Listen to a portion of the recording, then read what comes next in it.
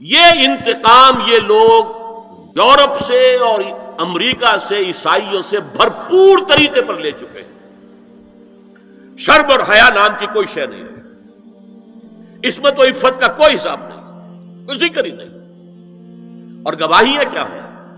President Clinton نے کہا تھا 2 سال پہلے یا 3 سال پہلے، وہ جو ان کی اینول سپیچ ہوتی ہے، state of the union address, اس نے کہا تھا ان قریب ہماری قوم کی اکثریت حرام زادوں پر مشتمل ہوگی۔ یہ حرام زادے کا لفظ میں نے ترجمہ کیا ہے born without any wedlock. ایک تو ہوتا ہے ایک مرد اور عورت کی شادی ہوئی ہے، نکاح ہوا ہے، پھیرے پڑے، کچھ بھی ہوا ہے، لیکن اعلانیہ طور پر وہ اب شوہر اور بیوی کی حیثیت سے ہے، تو ان کی اولاد ہو رہی ہے، جائز اولاد ہے۔ ایک بغیر شادی کی اولاد ہو رہی ہے تو یہ حرامی ہے، حرام زادے ہے۔ انہوں نے کہا کہ ہماری قوم کی اکثریت حرام زادوں پر مشتمل ہو، ہومو سیکسولیٹی، لیسبینز، گیز، اور بالکل ڈکلیئر کرتے ہیں، پادری ڈکلیئر کرتا میں گے ہوں، سینیٹر ڈکلیئر کرتا میں گے ہوں، انہیں کوئی شرم ہی نہیں، اس کے اندر کوئی حجاب نہیں، اعتراف کرنے کے اندر کہیں بھی کسی طرح کی رکاوٹ نہیں، ہچکچاہٹ ہی نہیں۔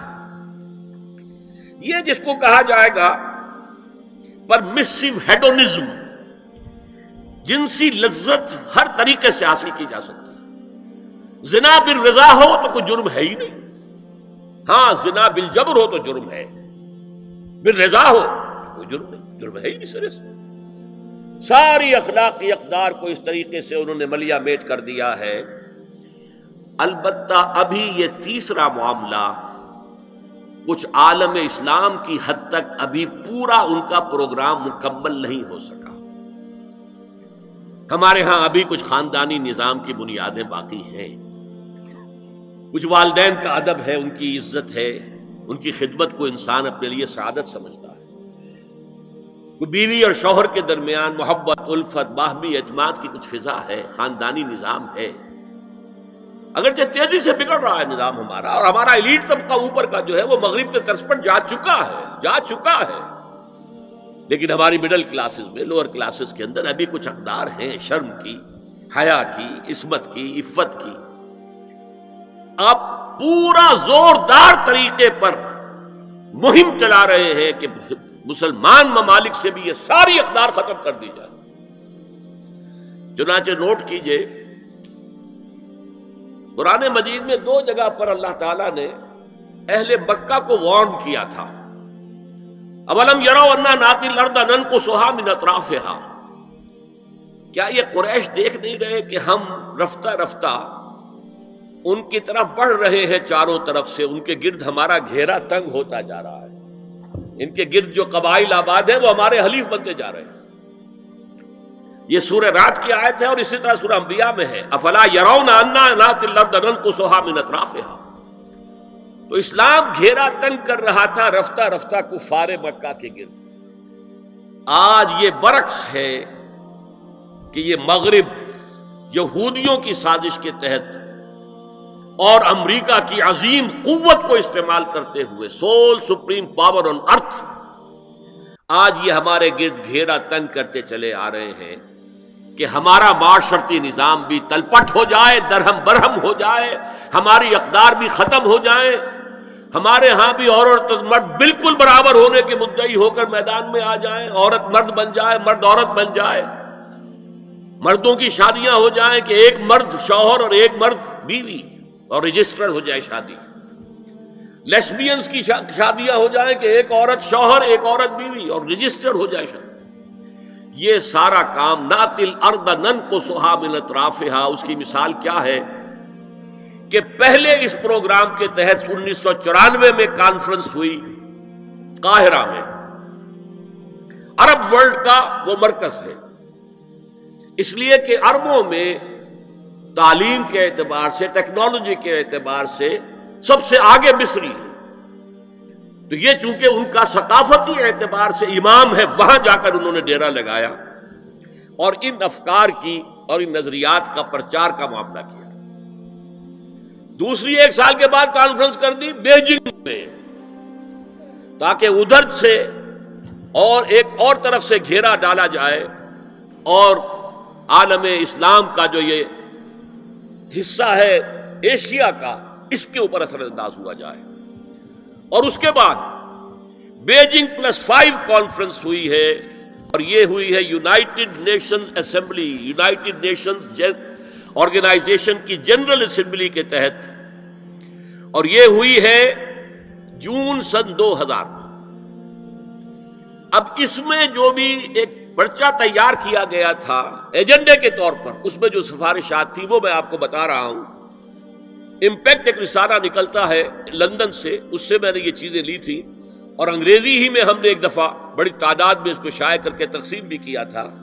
لیکن اس وقت میں صرف آپ کو یہ بتا رہا ہوں کیا فیصلے تھے، کیا کرنا ہے. نام اس کا کیا تھا کانفرنس کا؟ Women 2000 gender equality development and peace for the 21st century.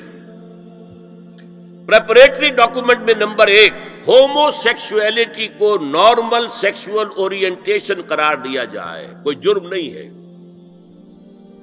مرد مرد سے شہوت رانی کرے، عمل قوم لوط، یہ کوئی جرم نہیں، کوئی حرام نہیں، کوئی بری شے نہیں، نارمل اورینٹیشن ہے، یہ مزاج ہے.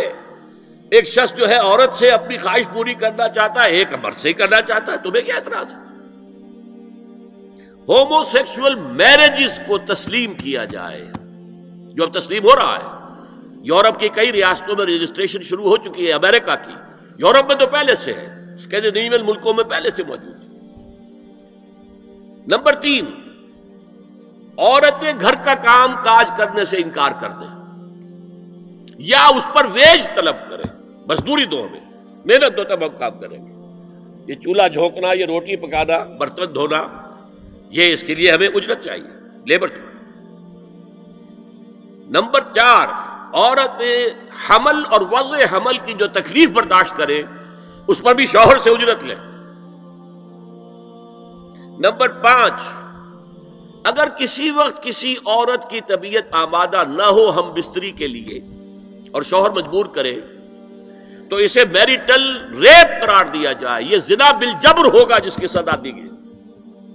شوہر اور بیوی کا معاملہ ہے، وہ بیوی کی طبیعت کسی وجہ سے آمادہ نہیں ہے اور شوہر انسسٹ کر رہا ہے تو یہ میریٹل ریپ، شادی شدہ ریپ، شادی شدہ لوگوں کے مابین زنا بالجبر شمار ہوگا. نمبر 6 پروسٹیٹیوشن کو ایک باعزت پیشہ مانا جائے اور ان کو پروسٹیٹیوٹس نہ کہا جائے بلکہ سیکس ورکرز، سیکسول ورکرز. جیسے مرد ہے وہ اپنی جسمانی قوت استعمال کر رہا ہے، وہ اب چلا رہا ہے، کسی چلا رہا ہے، یا وہ کہیں اینٹیں ڈھو رہا ہے، یا کوئی اور دماغی صحت استعمال کر رہا ہے، ڈاکٹر بیٹھا ہے اس نے لکھ رہا ہے، فیس لے رہا ہے. عورت بھی اپنے جسم کے ایک عضو کو استعمال کر رہی ہے تو وہ سیکسول ورکر ہے اور وہ پیشہ ہے اور وہ باعزت ہے، اس پر قتل کوئی قدغن نہ ہو. 7 وراثت اور طلاق میں بالکل برابری، کوئی فرق نہیں. اب یہ خاص چیز تو معلوم ہوتا ہے کہ اسلام ہی کو ہدف بنا کر انہوں نے ایجنڈے میں شامل کیا ہے. اس کا نام ہے سوشل انجینئرنگ، معاشرتی تعمیر نو. پرانی تعمیر، وہ جو مولانا روم نے کہا تھا کہ اگر کوئی پرانی عمارت ہے نئی بنانی ہے تو پہلے گرانی پڑے گی.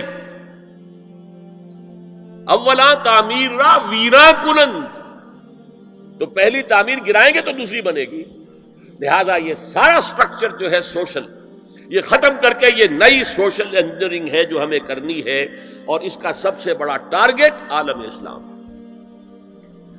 اب اس میں دوسری بات سنیے، یہ کام تو سن 2002 سے، بلکہ اس سے پہلے 94 میں، پھر 95 میں، پھر 2000 میں، یہ 3 کانفرنسیں ہوئی. ایک اب نیا آیا ہے شوشا، اور وہ کیا ہے؟ رینڈ کارپوریشن ہے امریکہ کی ایک بہت بڑا تھنک ٹینک، سب سے بڑا، سب سے اونچا. اس کی سفارشات جو ہیں وہ محکمہ دفاع کو جاتی ہیں، خارجہ محکمے کو جاتی ہیں، اور ان تھنک ٹینکس کے مشوروں پر اور تجاویز پر لوگ عمل کرتے ہیں. حکومت جو ہے ان کو غور سے دیکھتی ہے، عمل کرتی ہے. اب انہوں نے مسلمانوں کا تجزیہ کیا ہے کہ مسلمان 4 قسم کے ہیں، سب ایک طرح کے نہیں ہیں۔ بہت غور سے سننے کی بات ہے، 80 صفحات کی رپورٹ ہے، جن حضرات کے پاس ہے انٹرنیٹ وغیرہ کا وہ نکال سکتے ہیں، پڑھیں پوری کی پوری۔ میں خلاصہ دے رہا ہوں۔ کہتے ہیں نمبر 1 ہے فنڈامنٹلسٹ، اور فنڈامنٹلسٹ وہ ہیں کہ جو اسلام کو صرف مذہب نہیں دین سمجھتے ہیں، جو یہ سمجھتے ہیں کہ اسلام صرف عقیدے، عبادات اور رسومات کا نام نہیں ہے، بلکہ اسلام ایک پولیٹیکو سوشو اکنامک سسٹم ہے، ایک نظام ہے، اجتماعی نظام ہے۔ کہا یہ ہمارے دشمن نمبر 1 ہیں، انہیں ہم نے ہر قیمت پر ختم کرنا ہے۔ They are the biggest challenge to our civilization, our culture, our system، ہماری تہذیب، ان کے سب سے بڑے دشمن یہ۔ نمبر 2 ٹریڈیشنلسٹ ہے، روایت پسند۔ یہ ہمارے علماء جو قال اللہ و قال رسول میں ہے، فقہ حنفی پڑھ رہے ہیں، یا کوئی اہل حدیث ہے تو کچھ اور چیز پڑھ رہے ہیں وغیرہ وغیرہ، ان کا اصل جو مشغلہ ہے وہ دارالعلوم ہے، پڑھنا پڑھانا ہے، مساجد میں خطبہ دینا ہے، امامت کرانی ہے۔ اس سے آگے کا ان کے سامنے خود تو کوئی کانسیپٹ نہیں ہے، لہذا یہ ہمارے لیے خطرناک نہیں ہے۔ They are no challenge to us. لیکن اگر کبھی وہ فنڈامنٹلسٹ کے ساتھ مل گئے تو پھر بہت خطرناک ہے۔ کیوں؟ ان کے پاس عوام تک رسائی کا بہت بڑا ذریعہ ہے۔ ہر جمعے کو ایک اجتماع ہو رہا ہے، جلسہ ہو رہا ہے۔ چھوٹی سی جلسی کرنی ہو تو ہزاروں روپیہ خرچ کرنا پڑتا ہے، اشتہار ہے، پوسٹر ہے، فلاں ہے، چاہے وہ چھوٹی سی جلسی ہو۔ اور یہاں لوگ چلے آ رہے ہیں، نہا دھو کر، کپڑے بدل کر، اچھے عطر بھی لگا کر آ رہے ہیں، کچے دھاگے سے بندھے ہوئے، تو ان کے پاس تو بڑا ذریعہ ہے۔ یہ اگر فنڈامنٹل کے ساتھ مل گئے تو بہت خطرناک ہے۔ لہذا ان کے لیے تو یہ ہے کہ اولاً تو ان کو ایک دوسرے سے دور رکھو، اور جو ٹریڈیشنلسٹ ہیں انہیں اپنے باہمی جو مسلکی اختلافات ہیں، فرقے وارانہ اختلافات ہیں، ان کے اندر بزی رکھو، شوشے چھوڑتے رہو تاکہ وہ اسی بحث کے اندر مناظرے بازی میں لگے رہے۔ تیسرے انہوں نے کہا ماڈرنسٹ ہے۔ یہ وہ لوگ ہیں کہ جو اسلام کی ایک تعبیر جدید کر رہے ہیں اور اسے ہماری تہذیب کے ساتھ ہم آہنگ، کمپیٹیبل بنا رہے ہیں۔ ان کی مدد کرو، انہیں سپورٹ کرو، انہیں پیسہ دو، اور ان کے لیے خاص طور پر پرنٹ اور الیکٹرانک میڈیا میں ان کی اپیئرنس کا بندوبست کرو، اس لیے کہ ان کے پاس کوئی اور ذریعہ تو ہے نہیں۔ ان میں سے کسی کو کوئی مسجد میں خطیب بنا کر تو نہیں کھڑا کرے گا، بلکہ داخل بھی نہ ہو سکے شاید وہاں، تو ان کے لیے ذریعہ چاہیے تاکہ عوام تک پہنچے۔ آج کا سب سے بڑا ذریعہ ٹیلی ویژن ہے، لاؤ انہیں اس پر، اور انگریزی پریس ہمارا خاص طور پر جو ہے ان کا اعلی کار ہے۔ ان کے لیے یہ ہے کہ ان کی مدد کرو، سپورٹ کرو، اور انہیں پرنٹ اور الیکٹرانک میڈیا کے اندر انہیں ایکسپوژر دو۔ چوتھا کہتے ہیں وہ ہے سیکولرسٹ، پہلے ہی سے ہمارے ہیں، ہماری جیب میں ہیں، وہ تسلیم کر چکے ہیں، ہضم کر چکے ہیں کہ نظام کا، زندگی کے نظام کا کوئی تعلق مذہب سے نہیں ہے، مذہب نام ہے عقیدے کا اور عبادات کا اور رسومات کا، تو یہ تو ہمارے ہی ہیں۔ تو گویا کہ 2 جمع 2 تقسیم ہو گئی، 2 کو سپورٹ کرو، مدد دو، اور 2 کو سپریس کرو، اور ان دونوں کو ایک دوسرے سے دور رکھو، اور جو ٹریڈیشنلسٹ ہے، روایت پسند، انہیں ان کے اختلافات میں الجھائے رکھو۔